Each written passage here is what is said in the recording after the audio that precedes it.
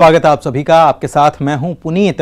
आज विजयादशमी का पर्व है और आज ही के दिन भगवान श्री राम ने रावण का दहन किया था, उसका संहार किया था और बुराई पर अच्छाई की जीत हुई थी। विजयादशमी के दिन देश भर में रावण के पुतलों का दहन किया जाता है। सालों से यह परंपरा चली आ रही है। इस साल कोरोना संकट की वजह से विजयादशमी का त्यौहार थोड़ा फीका नजर आ रहा है। कोरोना संक्रमण से बचाव को लेकर देश के कई हिस्सों में इस साल रावण के पुतले का दहन नहीं किया गया, तो वहीं देश के कई इलाकों में सोशल डिस्टेंसिंग, मास्क और सैनिटाइजर का इस्तेमाल करते हुए रावण और कुंभकर्ण और मेघनाथ के पुतलों का दहन किया जा रहा है। अगले आधे घंटे में हम आपको रावण दहन से जुड़ी खबरें दिखाएंगे और बताएंगे कि कोरोना काल में किस तरह से विजयादशमी का त्यौहार पर्व मनाया जा रहा है।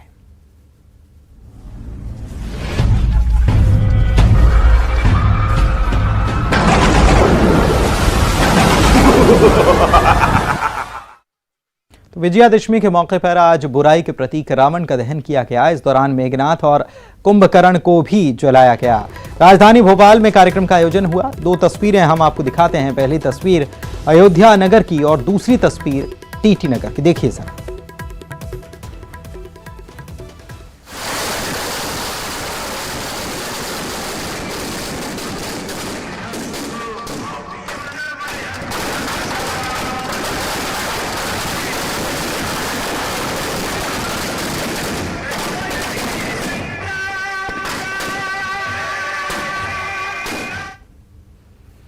तो राजधानी भोपाल के अयोध्या नगर में विजयादशमी के मौके पर रावण के पुतलों का दहन किया गया।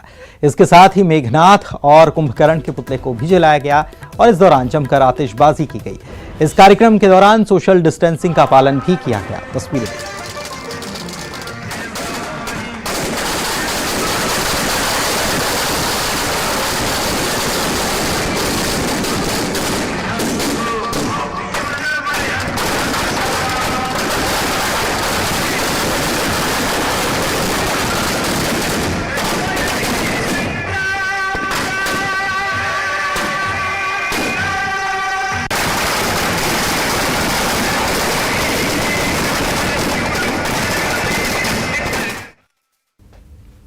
इधर वहीं राजधानी की बात करें तो यहां राजधानी के टीटी नगर मैदान में भी रावण दहन का कार्यक्रम रखा गया था। इस रावण दहन के कार्यक्रम में बगैर मास्क के लोगों को एंट्री तक नहीं दी गई। यहां पर मास्क बांटने की भी व्यवस्था मुफ्त में की गई थी। जो लोग आ रहे थे उनको मास्क दिया गया। इस समारोह में मंत्री विश्वास सारंग, पूर्व मुख्यमंत्री दिग्विजय सिंह, पूर्व मंत्री पीसी शर्मा भी मौजूद थे। रावण दहन के बाद आतिशबाजी भी यहां देखने को मिली। इस साल रावण दहन में राज्यपाल नहीं पहुंची। हालांकि इस दौरान सियासी बयानबाजी भी यहां देखने को मिल गई। हम देख रहे हैं मेघनाथ और दूसरे जो कुंभकर्ण ये सब गायब हो गए। ये रावण भी गायब होगा आगे चल के। मुझे उम्मीद है कि धर्म अधर्म पर धर्म की जीत 3 तारीख को भी होगी, 3 नवंबर को। और ये रावण केवल बचा है, ये भी गायब होगा इस दुनिया से। इसलिए मैं इस मौके पर आप सबको बधाई और शुभकामनाएं देना चाहता हूं। इसी प्रकार से हम हमेशा अपने हर धर्म, हर संप्रदाय, हर वर्ग के लोगों के इष्ट देवों की सेवा करने के लिए तत्पर रहेंगे। सम्मान के साथ हर आयोजन करेंगे।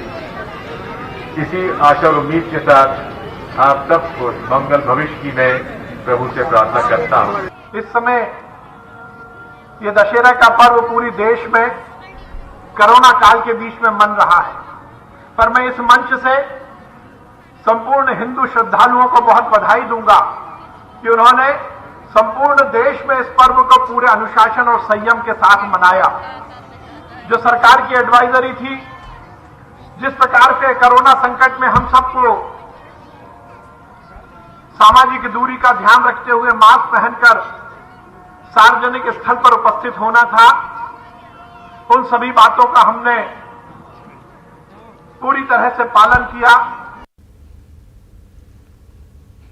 तो कोरोना काल में विजयादशमी का पर्व मनाया जा रहा है और कैसी रंगत इस कोरोना काल में विजयादशमी के पर्व पर देखने को मिल रही है और क्या माहौल है, ये सब जानने के लिए हमारे दो सहयोगी हमारे साथ मौजूद हैं। मनोज हमारे सहयोगी भोपाल से हमारे साथ लाइव जुड़े हुए हैं और पवन पटेल जबलपुर से लाइव जुड़े हुए हैं। तो सबसे पहले मनोज, आपका रुख करते हैं, कहां पर आप मौजूद हैं, कोरोना काल में पहली दफा ऐसा हो रहा है, सालों बाद ऐसे हालात, शायद ये पहली दफा ऐसे हालात बने जब लोगों को मास्क लगाकर, सैनिटाइजर का इस्तेमाल करते हुए, सोशल डिस्टेंसिंग का ध्यान रखते हुए कोई भी पर्व मनाना पड़ रहा। और ये सबसे बड़ा पर्व विजयादशमी का पर्व माना जाता है। 9 दिनों तक हमने देखा कि माता की आराधना की गई, और अब जब विजयादशमी का पर्व आया है तो क्या माहौल देखने को मिल रहा है। कहां आप मौजूद हैं, रावण दहन हुआ टीटी नगर में, वहां पर भी मास्क पहनकर लोग पहुंचे थे। आप अभी कहां मौजूद हैं, क्या छटा देखने को मिल रही है? मनोज। बलदेव शर्मा और मुकेश पंथी। जी बिल्कुल, सालों पुरानी ये परंपरा, और यही कारण है कि राजधानी भोपाल में जगह जगह विजयदशमी का समारोह मनाया जाता है। हालांकि कोविड के चलते तमाम गाइडलाइन का पालन किया जा रहा है। और इस समय मैं झोला दशहरा मैदान में मौजूद हूँ, जहाँ पर कई सालों से जो है दशहरे के इस पर्व को मनाया जाता है। हालांकि कोरोना के चलते तमाम व्यवस्थाओं को बदला गया है, समय को बदला गया है। तमाम जो व्यवस्थाएं पहले रहती थी वो अब नजर नहीं आती। जितनी भीड़ आती थी हजारों की संख्या में, वो भी नजर नहीं आती। लेकिन उत्साह जिसे हम कहते हैं वो अभी कम नहीं हुआ। यही कारण है कि तमाम व्यवस्थाएं यहाँ पर की गई थी। और आप देख सकते हैं यहाँ पे रावण के साथ कुंभकर्ण का पुतला यहाँ पे, इसके अलावा जो चल समारोह जो पुराने शहर की जगह जगह स्थानों से होकर यहाँ पर पहुँचता है, और उसके बाद तमाम कार्यक्रम यहाँ पर आयोजित किए जाते हैं। तो तमाम जो व्यवस्थाएं हैं वो यहाँ पर कोरोना और तमाम जो शासन की गाइडलाइन है उसको तहत की गई है। और हमारे साथ इस पूरे हिंदू उत्सव समिति के जो संयोजक हैं धर्मेंद्र त्योहार, वो भी मौजूद हैं। किस तरीके का कार्यक्रम आयोजित किया गया है, क्योंकि इस कार्यक्रम में हर साल सीएम शिवराज सिंह चौहान पहुंचते थे, लेकिन इस बार शायद उनका कार्यक्रम नहीं है। हालांकि दिग्विजय सिंह थोड़ी देर पहले आए थे और यहाँ पर अपनी उपस्थिति दर्ज करा के वो वापस रवाना हो गए। हम जानते हैं किस तरीके का प्रोग्राम पूरा आज आयोजित किया है। देखिए, एक ये भोपाल का सर्वाधिक प्राचीन दशहरा है। 1892 से जब नवाब काल था तब से ये समारोह यहाँ पर आयोजित हो रहा है, और 1923 से लगातार यहाँ पर रावण दहन का कार्यक्रम हो रहा है। नहीं मिल पाया है, बड़ा रूप नहीं मिल इस कार्यक्रम को हमने कोरोना के कारण बहुत सूक्ष्म किया है। इसको प्रतीकात्मक ही नाम दिया है। प्रतीकात्मक इसलिए कि हमने इस मैदान की जो क्षमता है 50,000 से ज्यादा है, और ये मैदान भरा जाता है। हमने 5,000 पब्लिक के आने के बाद गेट को बंद करवा दिया गया है, ताकि लोग यहाँ सुरक्षित रहे, यहाँ से कोई किसी प्रकार का संक्रमण लेकर नहीं जाए। और हमने यहाँ रावण का और कुंभकर्ण के जो पुतले हैं उनको भी मास्क पहना है। ये संदेश देने की कोशिश की है कि लोग यहाँ पर जो आए वो भी मास्क लगाएं, प्रॉपर दूरी बनाकर रखें और सैनिटाइजर का उपयोग करते रहें। शिवराज सिंह चौहान भी आने वाले थे, लेकिन क्या प्रोग्राम अभी तक उनका आया है? मुख्यमंत्री जी ने आज अपना पूरा दिन रिजर्व रखा है, और मुझे यहाँ तक जानकारी मिली है कि वो एक भीड़ भरे कार्यक्रम में, खासतौर पर राजधानी में आकर उससे बचना चाहते हैं कि इस ताकि एक मैसेज जाए कि लोग भीड़ भाड़ में जाने से बचें। इस तरह का संदेश उनके कार्यालय से हमें प्राप्त हुआ। कितनी भीड़ इस बार जमा हो रही है? देखिए, इस मैदान की क्षमता 50,000 से ज्यादा है, लेकिन अभी मैदान में 7-8 हजार लोग हैं, और हम कोशिश कर रहे हैं कि लोग अब अंदर प्रवेश नहीं करें। लेकिन अभी जुलूस आ रहा है, जुलूस में जो 4-5 हजार लोग हैं वे यहाँ आएंगे तो उनसे लगातार अपील करेंगे कि वे दूरी बनाए रखें। आप लोगों ने एक संदेश देने की कोशिश की है। दोनों जो पुतले हैं रावण के और कुंभकर्ण के और मेघनाथ के, उनमें मास्क लगाया ताकि लोगों को ये पता चले कि मास्क पहनना कितना जरूरी है इस कोरोना के दौर में। लोग जब एंट्री ले रहे हैं तो उनको ये बोला जा रहा है कि मास्क पहन के एंट्री को भी टीटी नगर में ऐसा किया गया है। निश्चित तौर पर हम लोग अपनी सामाजिक जिम्मेदारी का निर्वाह कर रहे हैं। रावण कुंभकर्ण को मास्क ही इसलिए पहनाए गए हैं ताकि लोग इस बात को समझें कि वे मास्क लगाकर आए। लगातार मंच से भी इस प्रकार की अपील की जा रही है कि लोग मास्क लगाकर अंदर प्रवेश करें, और गेट पर भी जो पुलिस सुरक्षा कर्मी हैं और हमारे जो वॉलंटियर्स हैं वे लोगों को संदेश दे रहे हैं कि वे मास्क लगाकर ही अंदर आए। हजारों की संख्या में लोग आते थे हर साल। दूसरे दिन भी एक बड़ा कार्यक्रम इसी दशहरे मैदान में होता था, जिसमें तमाम महिलाओं का मेला रहता था। क्या उस कार्यक्रम को रखा गया कल के लिए? देखिए, यहाँ पर सीता जी को विदा करके अयोध्या ले जाने की एक परंपरा थी, उसका एक मेला लगता था, एक महिला मेला लगता था, जिसको हम लोगों ने इस साल नहीं किया है। और इस साल लोग कम आए इसलिए हमने घेरा बड़ा बना दिया है। रावण को जो कि बहुत साइड में जलता था, पूरा मैदान जो सामने मंच के सामने है ये पब्लिक से खचाखच भरा जाता था।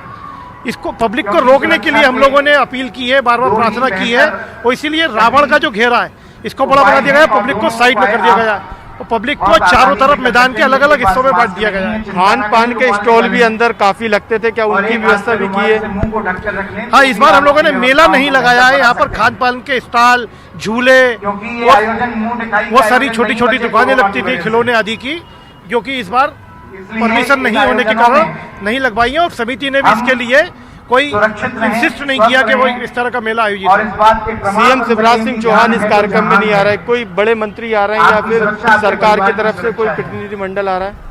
देखिए, गृह मंत्री नरोत्तम मिश्रा जी आ रहे हैं, और इस क्षेत्र के जो विधायक हैं और मध्य प्रदेश सरकार में मंत्री हैं विश्वास सारंगी, वो दोनों यहाँ गंतव्य के लिए रवाना हो चुके हैं। अभी चल समारोह कहाँ तक पहुँचा और कितने समय में ये पूरा कार्यक्रम संपन्न हो जाएगा? चल समारोह या दशहरा मैदान से 10 मिनट की दूरी पर है, और जैसे ही चल समारोह यहाँ आएगा, भगवान राम की पूजा अर्चना होगी और उसके बाद रावण दहन होगा। कितना अलग दिख रहा है, क्योंकि पिछली बार बिल्कुल उसके बाद रावण दहन होगा। मनोज, हम आपके पास लौटेंगे, आप नजर बनाए रखिए। भोपाल की स्थिति तो हमने जान ली कि वहां पर दशहरा मैदान में जो रावण दहन का कार्यक्रम रखा गया है वो किस तरीके से उसकी तैयारियां की गई हैं। बड़ी संख्या में हर साल लोग आते थे, 50,000 लोग पहुंचते थे, लेकिन इस बार लोगों की संख्या भी सीमित की गई है। लोग भी आने से बच रहे हैं कि भीड़ भाड़ वाली जगहों पर नहीं जाना है। थोड़ा सा फीका फीकापन जरूर नजर आ रहा है, लेकिन उसके बावजूद भी हम टेलीविजन के माध्यम से तो आपको दिखा ही रहे हैं कि कैसा है विजयादशमी का उल्लास, कैसा है विजयादशमी का पर्व। आज के दिन कोरोना के इस काल में जबलपुर चलते हैं। पवन मेरे सहयोगी मेरे साथ मौजूद हैं जबलपुर से, उनसे जानते हैं कि यहां पर कोरोना के इस काल में कैसे विजयादशमी का, दशहरे का पर्व मनाया जा रहा है। पवन जी पुनीत, बिल्कुल जबलपुर में भी इस बार जो है ऐतिहासिक परंपराएं टूटी हैं। इस बार जो है पंजाबी दशहरा नहीं मनाया गया, और हम इस वक्त जहां मौजूद हैं ये क्षेत्र मिलोनीगंज का है, जहां पर गोविंदगंज की रामलीला होती है, और लगभग 156 वर्षों से ये परंपरा चली आ रही है। हर साल यहाँ पर रामलीला का आयोजन होता है और उसके बाद विजयदशमी पर रावण दहन किया जाता है। और इस बार यह रावण दहन खास इसलिए हो गया क्योंकि पहली बार 25 फीट के रावण का यहाँ पर दहन किया जा रहा है। मैं आपको दिखाना चाहूँगा कि यहाँ पर चारों तरफ बैरिकेडिंग की गई है ताकि लोग यहाँ पर पुतले के पास न जाए, चूंकि ये रहवासी क्षेत्र भी है और ये सड़क भी है जहाँ से लोगों का आना जाना जारी है।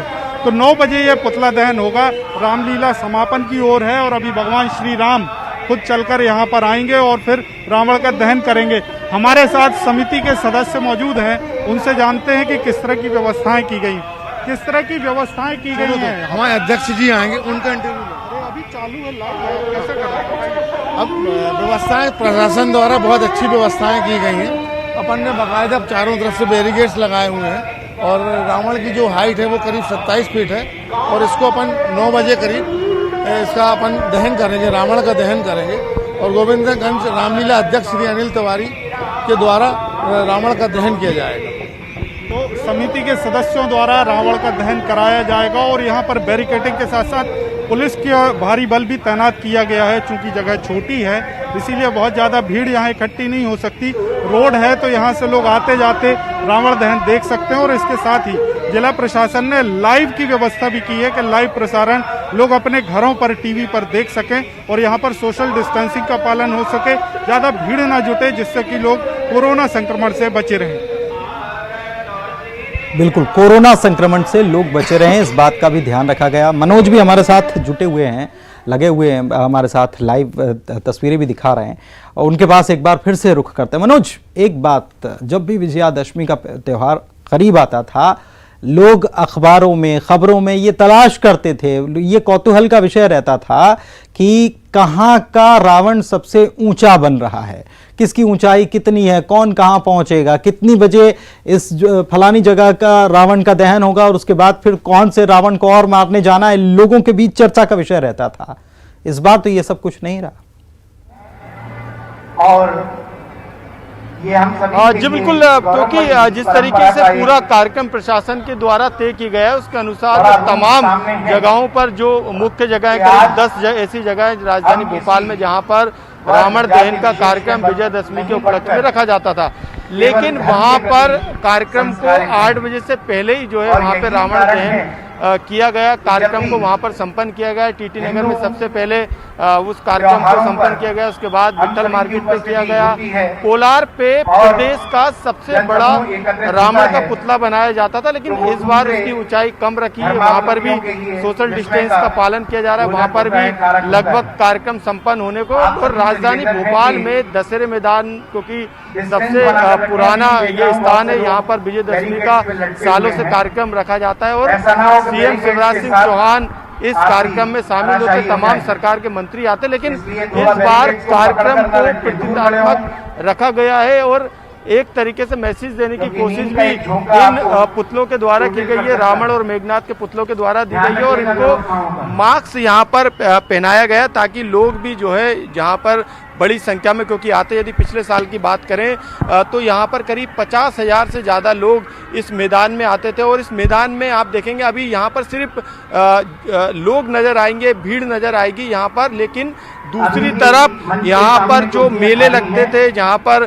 झूले लगते थे, जहाँ पर खान पान के स्टॉल लगते थे, उनको किसी तरीके की परमिशन नहीं दी गई, लेकिन परंपरा को यहाँ पर जारी रखा गया। और यही कारण है कि चल समारोह यहाँ पर पुराने शहर घोड़ा निकास से, बाजारों से होते हुए इस दशहरे मैदान में पहुंचता है। तो वो दशहरे मैदान में जो चल समारोह आता है वो लगभग मेन गेट पर इस दशहरे मैदान के आ चुका है। और ये वही रास्ता है जहां पर चल समारोह आएगा।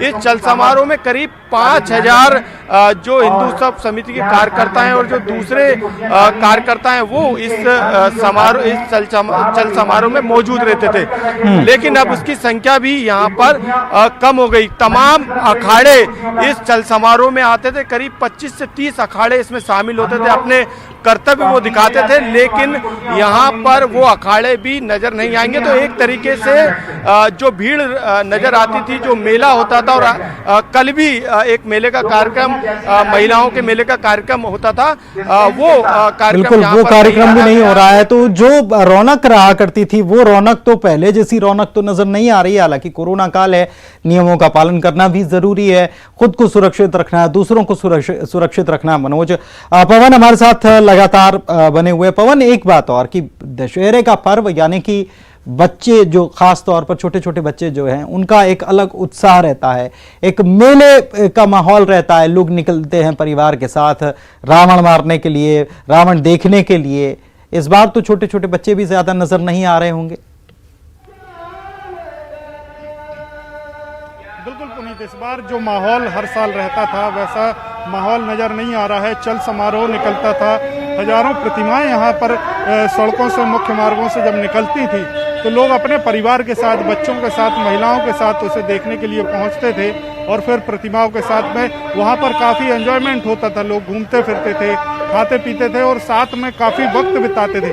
लेकिन इस साल ऐसे कोई भी नज़ारे देखने को नहीं मिल रहे हैं, क्योंकि कोरोना की गाइडलाइन जो है वो बेहद सख्त है और जिला प्रशासन ने बेहद सख्ती के साथ इसका पालन भी कराया है।